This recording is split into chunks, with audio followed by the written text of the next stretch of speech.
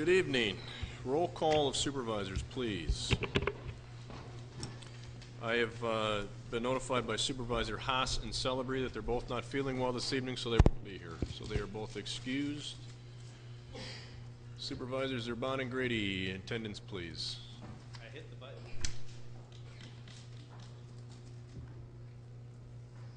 One more. We are waiting on Supervisor... Oh, I'm sorry. Supervisor Esposito is not here either, and I believe he let me know at the last meeting that he'd be absent as well. So 25 in attendance.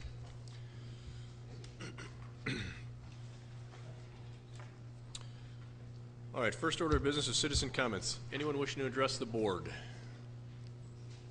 Any citizen comments? I see no one interested in addressing us this evening. Citizen comments are closed. Announcements of the chairman. Just briefly tonight, we will have a presentation by the Sheriff's Department specific to Resolution 144 on the agenda, so that item will be, or that presentation will take place at the time that we discuss Resolution 144.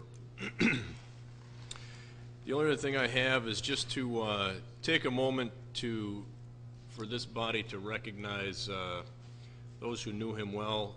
Uncle Howard Brown, who passed away this week. He was someone who clearly championed the cause of Kenosha County, the city of Kenosha, and the town that he embraced fully. And his contributions to our community will certainly never be forgotten.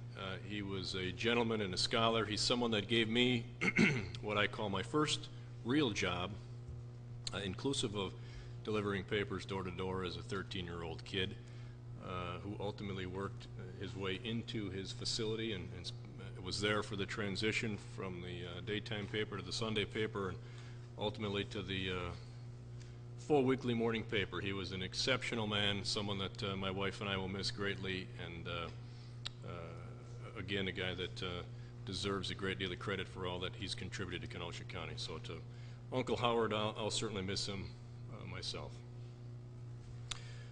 With that, supervisor reports. Supervisor Elverman. Thank you, Mr. Chairman. We held the first Parks and Facilities meeting last evening, and many items were discussed. It was a very fluid meeting, well done by the staff that brought us the information for those of us that weren't aware of some of the things that were going on. From Highway and Parks, we got our second chapter of the Parks and Open Space Plan. I've reported here before that we needed to update our Parks and Open Space Plan to be able to apply for certain grants. And this one is in its second chapter. We approved it last evening. We'll go to the third chapter and then bring it for approval. Highway Department, I'm going to just hit some highlights on some of this. Highway Department, we did receive our bids for our asphalt for this year from 3 proposals. In the last 2 years, we had gotten 1 proposal. The 3 proposals brought in, even in the high time here of oil, were almost $4 less per ton of asphalt. And it's coming at a good time as far as the fuel costs for the work that we're trying to do as far as paving. The Parks Department, natural course for the parks, we're going to be doing the theater in the parks this year again. We did resolve last night as a committee to open the KD Park on weekends for the hiking trails and for fishing. The fishing, until we get a report from the state as far as our fisheries license, will be catch and release. But the trails that we've worked on the past 2 years will be open as a Memorial Day for weekends only, including on the holiday weekends, naturally the Monday. Golf course, we all know what happened in the month of April. They've had some trying times out there as far as getting people out, but they're making great progress in getting leagues out.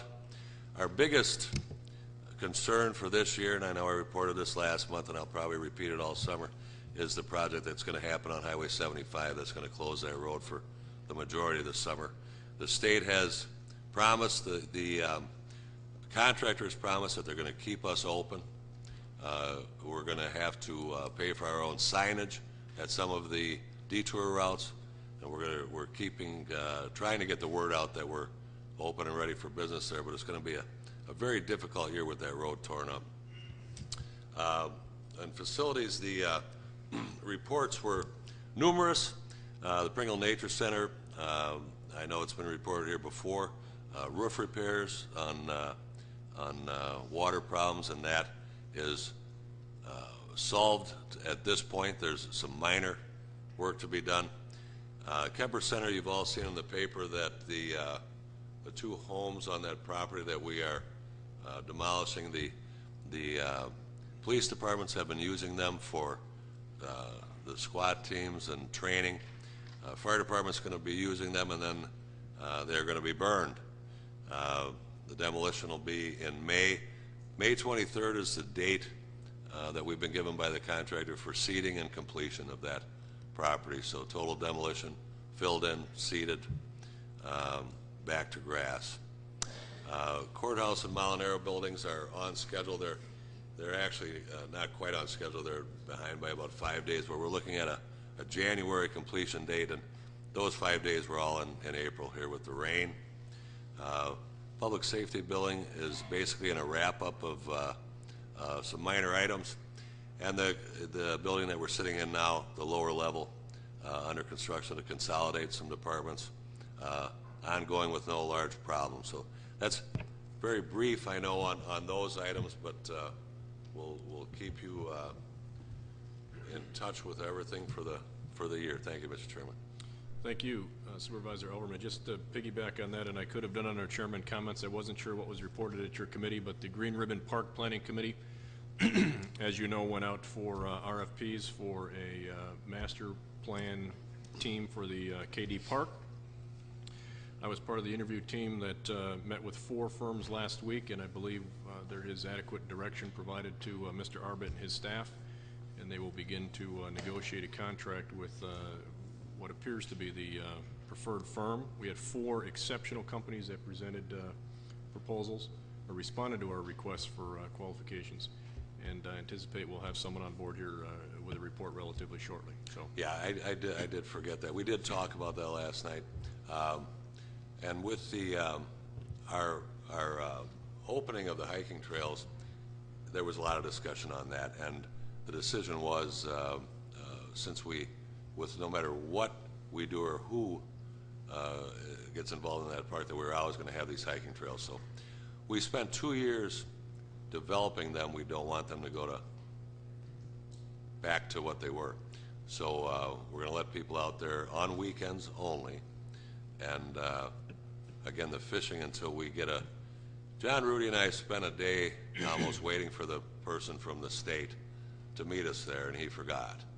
So we wanted to have a better report this evening, but John and I got a lot done sitting there in the rain.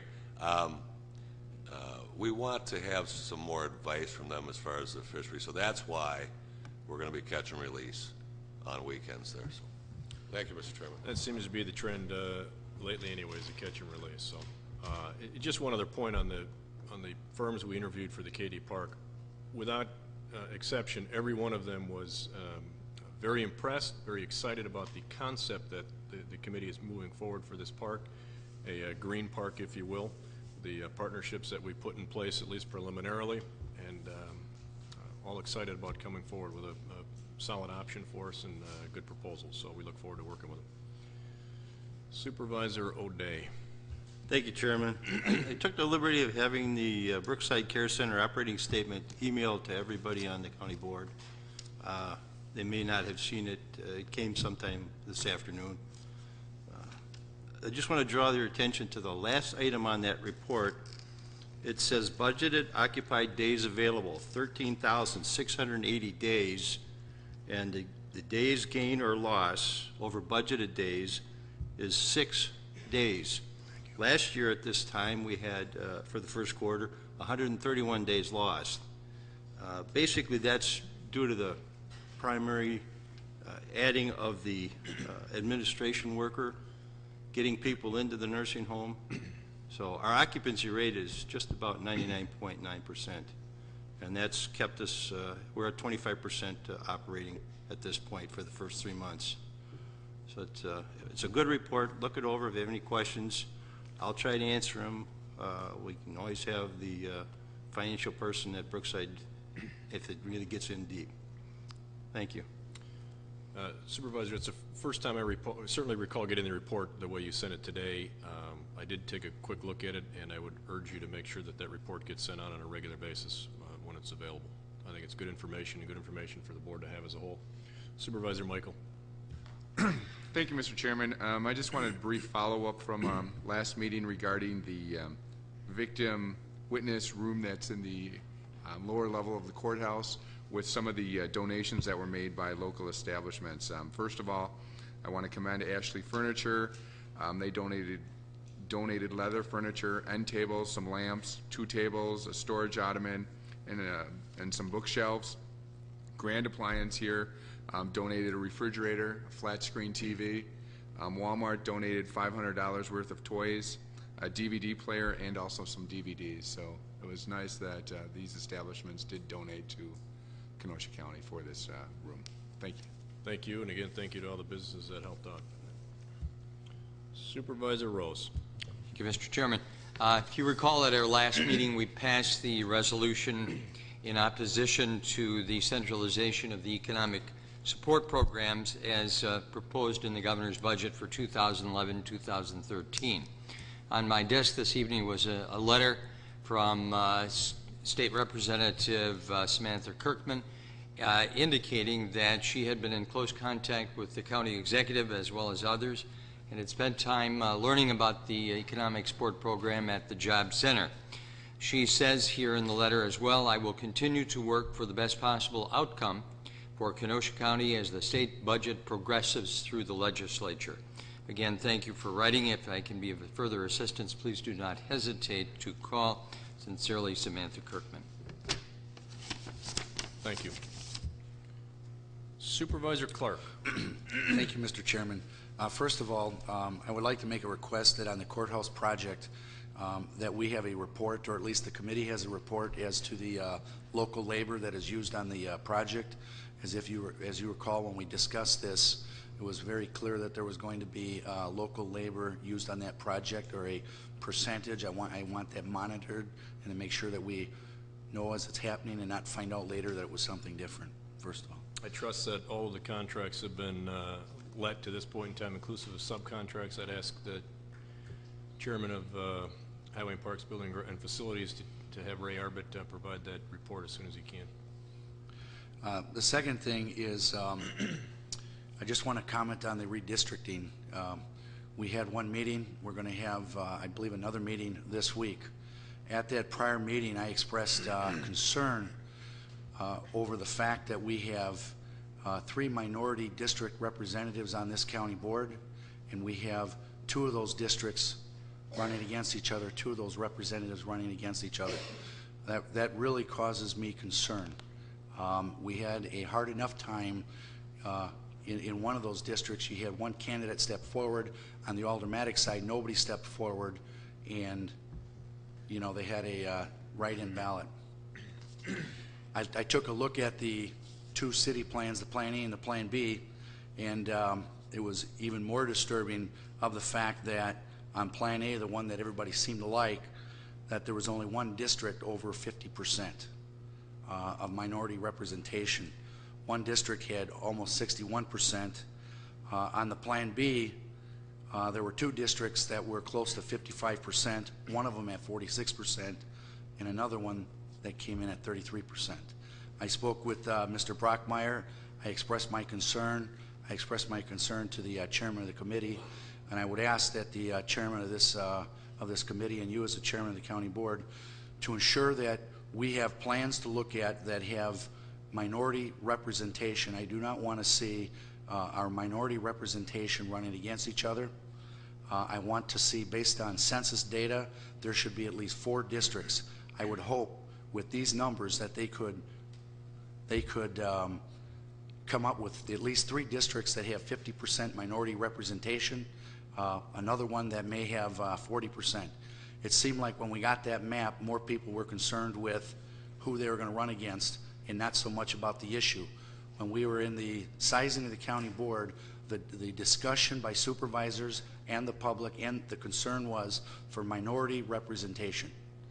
I want to see maps that meet that criteria, and I don't want it to be, here's your map. I want to have multiple maps that this committee, who has the ultimate responsibility to make that decision, bring forth to the county board. So I'm asking the chairman of that committee and the chairman of the county board to get involved and make sure we have minority representation as it should be. Finally, I want to announce that this is going to be my last term on the county board. For those of you that know me, you know that I've been talking about this for 2 years. My wife is probably the biggest cheerleader in my family. I spend a tremendous amount of time doing this. In the last 2 years, I took over a business, another business that demands more of my time. And in the last couple of weeks, it seems that I'm missing more family opportunities, missing school events, and it's just a lot more demanding on my time. This doesn't mean that this is the end for me. I certainly love the local politics. Someday I can see myself getting back in, but there's too much pressure on my time for family and to balance the business interest that I'm involved with. I think, and I'm also making this announcement at this time rather than waiting, because we are in the middle of a redistricting process, and I think it's important that if you're not going to run, that maybe you privately, you can let the committee know, or the chairman know, or the chairman of the committee know, so as they try to draw lines and have that minority representation and provide districts for incumbents so they're not running against each other. I think it's real important, and that's why I'm making my announcement today, so it can be considered while they're doing that, number one, and number two, that the public has ample time to have people that may decide to run be aware. Thank you. Thank you, Supervisor Clark. I appreciate your forthrightness on the issue of the districts and the mapping that's going through the committees right now. You and I have had this conversation previous to tonight. I have been in touch with Mr. Brockmeyer. I've talked to the chairman of the committee, Vice Chairman Eckerness. I believe we are in agreement with your position. That was a point you brought up at the initial redistricting committee meeting when the maps were presented. And I have full confidence that Mr. Brockmeyer is going to come forward with some map alternatives that will address all the issues that have come up at that meeting and since. Vice Chairman Eckerness. Thank you, Mr. Chairman. The next meeting of the redistricting committee will be Thursday night at 6:30 downstairs in the conference room. At that time, all the suggestions for adjustments to the really the creation of another map, adjustments to what's been done so far should be presented at that time so that they can be included in an effort for a new map that can be available for a public hearing that will be held on Monday the 9th at 6:30 at the Kenosha County Center in the big room. So anybody that has suggestions should get them to me. We don't want Mr. Brockmeyer preparing a dozen different maps. We'd like to get all the suggestions in so that they can work with all of them at one time so we can minimize that effort. So Thursday night, 6:30, try and be there. Thank you. You want to mention the public? The public hearing would be Monday. That's the 9th, right? Yeah, at 6:30. And at that time, we will hopefully have another map to include the concerns of Supervisor Clark and any others that I'm sure there must be. And we'll take the remarks from the public as well. And immediately following that meeting, we will go into our regular meeting for discussion and possible action. And if we can't have action that night, we'll have a meeting later on. So. And just to piggyback on that, it was made very clear at the last meeting of the redistricting committee the time constraints that the committee is up against. So if you have thoughts, concerns, if you haven't seen the maps, take the time to look at them. I believe they were in your packet.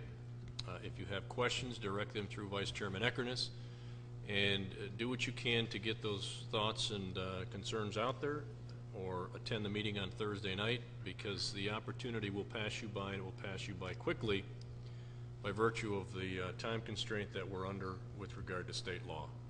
So this is a process that is required to move quickly and will move quickly, and your thoughts and issues and concerns need to be expressed as responsibly as possible. Thank you. And now, on with the Judiciary and Law show this evening, I guess, right? Clerk. Resolution 142 from Judiciary and Law and Finance Committees regarding a $10,000 grant from the Department of Justice for Kenosha Criminal Justice Coordinating Committee, submitted by Judiciary and Law Michael, yes; Haas, yes; Johnson, yes; Singer, yes; Ron Frederick, yes; Finance Clark, yes; O'Day, yes; Jeff Gens, yes; Singer, yes; Eckerness, yes. Supervisor Michael. Thank you, Mr. Chairman. I move resolution number 142. Resolution 142, moved by Michael, seconded by Supervisor Clark. Supervisor Michael. Thank you, Mr. Chairman. As stated within the resolution itself, it states that we did receive a grant for $10,000 from the State of Wisconsin Department of Justice. This will be used by the committee that consists of the Chief Judge Wagner, also the District Attorney. There's a representative from the Corporation Council, and it's a committee that meets regarding policies within the courthouse and different things relating to the courthouse. If there are any additional questions, the Clerk of the Circuit Court, Rebecca Mataska-Mentek, is here to answer any additional questions. I urge your support and approval of this resolution. Thank you. Anyone on the issue? Resolution 142. If not, this requires it's a budget modification. Roll call vote. Those in favor, P and plus; opposed, P and minus.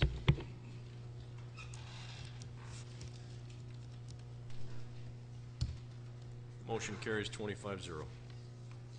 Resolution 143 from Judiciary and Law and Finance Committee regarding the Recovery Act grant funding from the State of Wisconsin Office of Justice Assistance Byrne Memorial Justice Grant Program entitled Diversity Law Internship Program for the grant period of June 1st, 2011 to August 31st, 2011.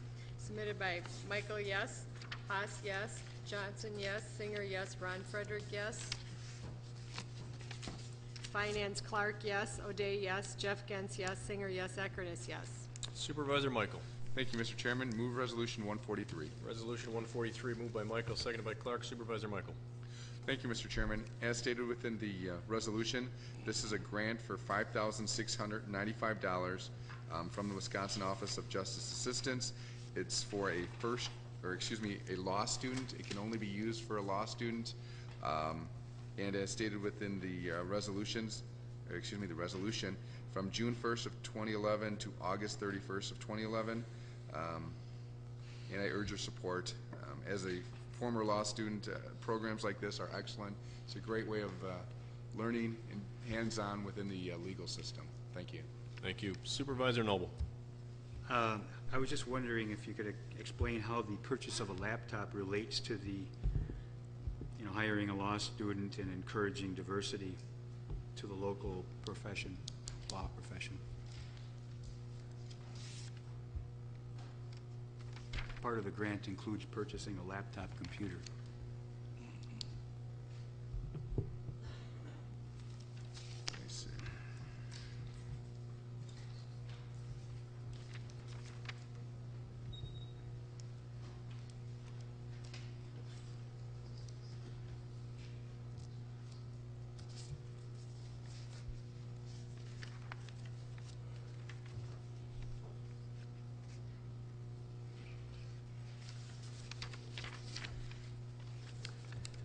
Basically, I don't believe there's anyone here from the district attorney's office, but what I can tell is that within the county, we only have so many computers for so many individuals. With students, they also help in drafting criminal complaints and things like that. So the individuals would need their own, since the other computers that are purchased by the county and by the state are being used by the paralegals and also the assistants within the district attorney's office. So, I mean, it's something that would need to be used by these students. Supervisor Noble, anything else? No. Anyone else on the issue? Seeing none, again, this is a budget modification, roll call vote, 2/3 majority. Those in favor, P and plus, opposed, P and minus.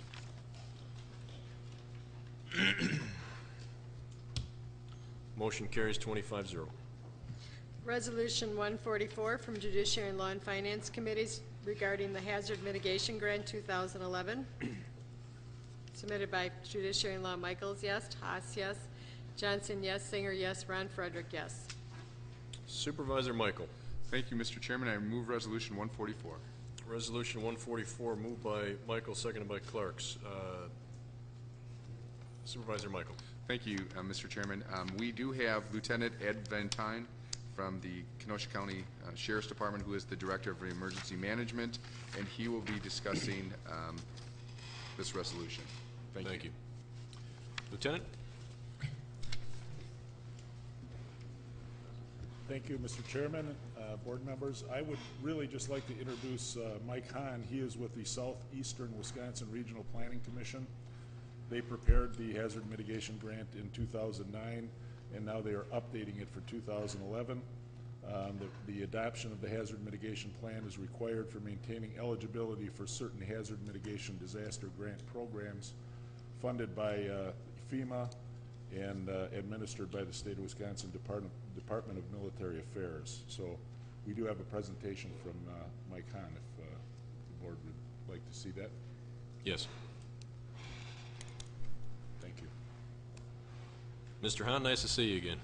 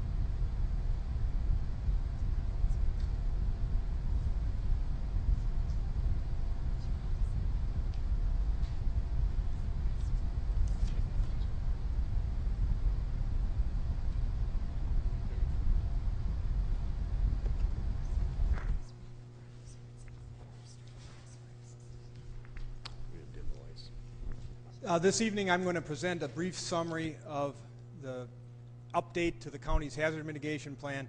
As Lieutenant Van Tine mentioned, this was first issued in 2005, and now it's being updated on the 5-year cycle required by FEMA.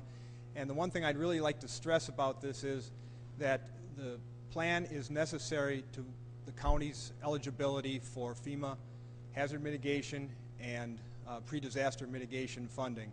So it's really a requirement for that, in addition to simply being a valuable resource to the county in terms of providing the basis for hazard mitigation work within the county.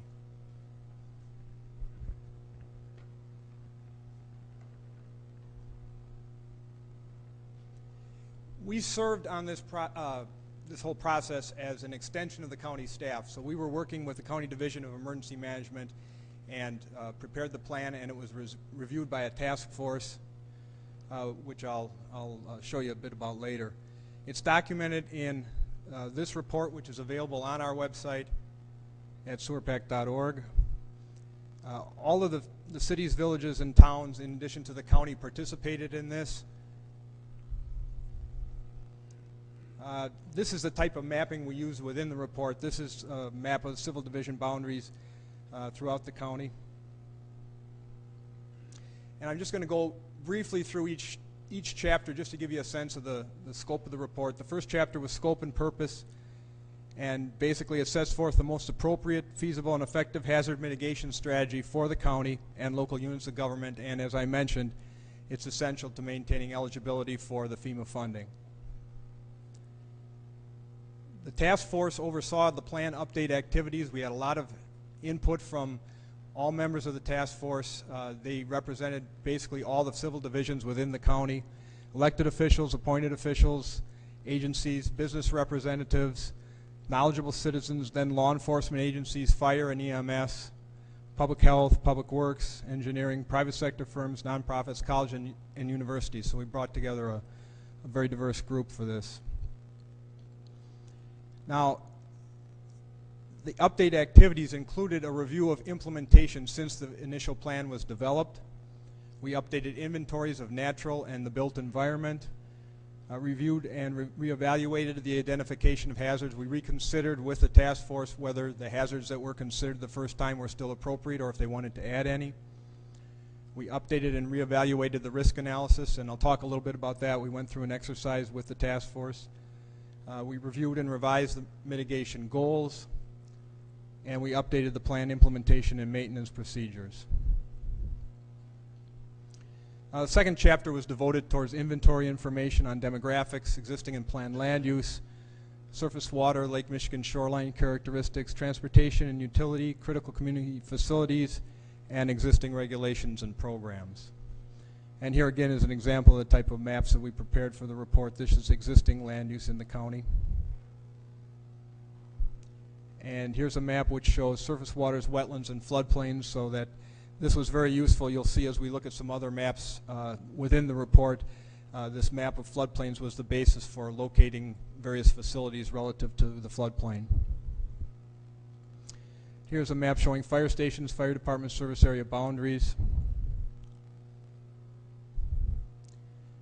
The hazard identification involved input from the task force in terms of a hazard and vulnerability assessment tool. And basically what we did there was we had a long list of potential hazards, including all those that were included under the first plan, and we asked the committee to rank those by their relative importance based on their experience, and then also the degree of risk involved with each of those.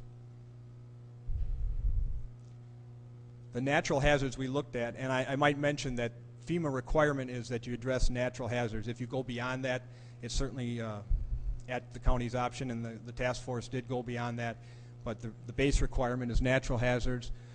Tops among those is flooding, thunderstorm, high wind, hail and lightning, tornadoes, temperature extremes, winter storms, coastal erosion, drought, fog, and fires. So that's basically the group of natural hazards that were looked at. And then there were some other non-natural hazards, transportation accidents, contamination or loss of water supply, hazardous material incidents, terrorism, and power outage as well. The vulnerability was assessed in this manner. We described the hazard, we discussed historical experience with that hazard, looked at recent events, be they tornadoes, be they floods, vulnerability and community impacts assessment assessed if flooding were to occur, what would be the impacts, for example, or if based on past experience, high wind events, what would be the vulnerability to those. Looked at potential future changes, and we did a multi-jurisdictional risk assessment as well. This map here is a depiction of the floodplains and all the civil divisions, and then you may not be able to see them real well, but there are numbers indicated on here that are the number of structures within flood hazard areas by civil division, and this was accurate as of the year 2009, and the total number of structures I think was on the order of about 312. And I might mention that a lot of the basis for this goes back to the watershed studies that we have conducted at the Regional Planning Commission over time. They all included a floodland management component that was incorporated here. This map shows the location of critical community facilities in relation to floodlands, and those are government buildings, schools, hospitals, clinics, health departments, child care centers, nursing home or assisted living facilities, and those are shown throughout here, and they're also tabulated with some identification given. And in the city of Kenosha, we prepared an inset map because of the greater density of these kind of facilities. This map is reported thunderstorm, high wind, hail, and lightning events from 1964 through 2009. And again, those are numbered, and they're described further in a table within the report.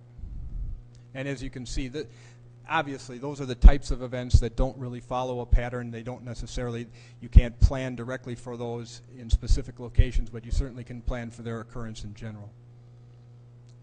I'm not going to go into these goals in great detail. They basically stayed the same as they were initially. The first one related to distribution of land uses and how it relates to hazard issues. Second one looked at biodiversity and protection and wise use of natural resources. Third one was an integrated transportation system. Fourth was facilities necessary to maintain a high quality of fire and police protection and emergency medical services. Fifth was a stormwater and floodland management system to reduce the exposure of people to flooding and inconvenience health and safety hazards. Sixth was high erosion risk shoreline areas along the Lake Michigan coast. Seventh was identification and development of programs to complement county and local emergency operation plans to mitigate exposure to health and safety. Eighth was communications interoperability amongst all first responders throughout the county. Next was the development of hazard mitigation strategies. We looked at alternative strategies, particularly as these relate to flooding. So we talked about non-structural approaches to alleviating flooding, structural approaches, public information and education. We looked at current programs at the federal, state, and local level. We evaluated alternatives and identified mitigation activities where that was appropriate. Looked at multi-jurisdictional considerations and selected and set forth priority mitigation measures. And this is just an example. This is the recommended floodland management measures, which are shown in the major watersheds in the county. So the Fox River watershed is over here. The Des Plaines River watershed is this gray area. Pike River watershed over here. Lake Michigan direct drainage area over here. And so on here we have different measures that have been recommended over time: channel clearing and maintenance, channel widening, deepening, aquatic habitat restoration, Pike Creek channel improvements. We also have a separate map for the Des Plaines River watershed showing our recommendations from our 2003 watershed study on that map as well. So in terms of flood mitigation strategies, floodland and wetland zoning and zoning review is a primary one, preserving open and sensitive areas. And I might comment that in most parts of the county, with perhaps the exception of the Wheatland area where a lot of work is being done to buy up properties and remove them from the floodplain, there is a good zoning framework in place, and there have been floodplains in place for a long time, so that the hazard, although it is up to about 318 structures, the hazard is relatively limited on a countywide basis. Mitigation strategies for weather-related hazards fall along the lines of maintaining early warning systems, public information and education, identifying and advertising shelters, reviewing and enforcing building code requirements, and continuing to coordinate local government emergency operations and response plans. For human-induced hazards, the strategies basically are public information and education, continuing to coordinate the emergency response, and support training, equipping, planning, and preparedness for emergency responders, because again, these are the toughest ones to geographically locate, so you have to be ready throughout the county for these. And we ranked hazards in a couple different ways. First was based on mortality and injury. Second was property and crop damage. So you can see in the case of transportation accidents, they ranked first on both those counts, but the list is a little bit different. Thunderstorms and associated events ranked the same as well, but flooding was second in terms of property and crop damage, but it was rather low in terms of mortality and injury. So these are two different ways of looking at where those hazards rank.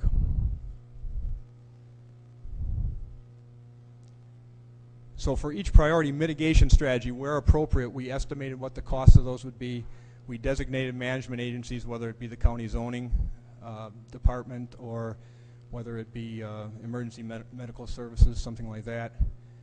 We noted the current implementation status of whatever had been recommended under the original plan, and we did identify potential funding sources. So the step we're at now is the plan, in order to be accepted by FEMA, needs to be adopted by the county board, and subsequent to that, and this isn't contingent on FEMA acceptance, but following that, the governing bodies of the cities and villages would be asked to adopt it as well. The plan has been reviewed by the Wisconsin Division of Emergency Management and by FEMA. We've incorporated their comments, so now we're bringing it to the county board and asking for adoption. And once that's done, then the county can once again extend their eligibility for that FEMA funding. So that concludes my remarks. Mr. Chairman, I don't know if you'd like to have questions at this time? Yes, is it Supervisor Michael, are you going to have any further presentation on this? Supervisor, Vice Chairman Eckernes. Just a comment, I noticed that all your maps do not define the village of Bristol properly. Well, they did at the time. Yes, I Yeah. understand that. They need to be adjusted for the current boundaries, that's all. Thank you. Thank you. Supervisor Hallman. Thank you, Mr. Chairman. Thank you to the representative from Sewer PAC. You all do marvelous work over there. My question is to the best of your recollection, does the hazard mitigation plan address in any way earthquakes? No, it does not, and that's based on a rather low probability of earthquakes of any severity in this region. So that was a decision that I think was made under the original plan and was carried forward under this one. Thank you. To that point, if I may, your point about low probability for earthquakes, in this region, the discussion about probability has grown in recent years. Now, I don't know if that means it's grown from a fraction of a percent probability to a percent probability, but if you could maybe comment on Sewer PAC and what your discussions may or may not have been with regard to the potential increased threat or risk Of earthquakes? Yes. I guess I can't really speak directly to that. I don't believe it's perceived or in reality a hazard that rises to quite the level of the other ones that we looked at. It certainly doesn't rise to the level, but I know in recent years, the last 10, the discussion about earthquakes and seismic, and I speak from my profession as an architect, the issue of seismic design has come into play in Wisconsin more than it has in its history in the last 10, maybe 15 years. So, anyone else with a question? Any other supervisors? Seeing none. Again, Supervisor Michael, any other comment? If not, on Resolution 144, again, this is a budget modification. Am I correct on that? Those in favor, P and plus, opposed, P and minus, 2/3 vote required.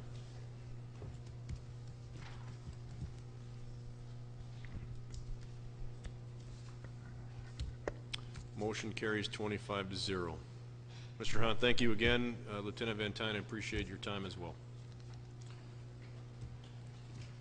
Resolution 145 from Judiciary and Law Enforcement Committee regarding a regular cabaret license, Cross Lake Inn. Michaels, yes. Haas, yes. Johnson, yes. Singer, yes. Ron Frederick, yes. Supervisor Michael. Thank you, Mr. Chairman. I move Resolution 145. Resolution 145 moved by Supervisor Michael, seconded by Supervisor Johnson. Supervisor Michael. Thank you, Mr. Chairman. As stated within the resolution, this resolution would grant Cross Lake Inn, located at 12425 Antioch Road in Trevor, Wisconsin, a regular cabaret license. We did grant this establishment and probationary cabaret license back in October 19th. They completed everything, and they were found to be in conformity with our county ordinance, so I urge your support on this resolution. Thank you. Anyone on Resolution 145? Seeing no lights, all those in favor signify by saying aye. Aye. Those opposed, motion carries. Resolution 146 from Judiciary and Law Enforcement Committee regarding a regular cabaret license for Icky Ricky's Tavern, submitted by Michael, yes. Haas, yes. Johnson, yes. Singer, yes. Ron Frederick, yes. Supervisor Michael. Thank you, Mr. Chairman. I move Resolution 146. 146 moved by Michael, seconded by Singer. Supervisor Michael. Thank you, Mr. Chairman. As stated within the resolution, Icky Ricky's Tavern, located at 8726 38th Street in the town of Summers, was granted a probationary cabaret license back in October 19th. They have been found to be in conformity with our county ordinance 8.02, and I am asking that you grant the resolution to give them their regular cabaret license. Thank you. Thank you. Anyone on Icky Ricky's? Seeing no lights, all those in favor signify by saying aye. Those opposed, motion carries. Resolution 147 from Judiciary and Law Enforcement Committee regarding a regular cabaret license for Seabird's Pub. Michael, yes. Haas, yes. Johnson, yes. Singer, yes. Ron Frederick, yes. Supervisor Michael.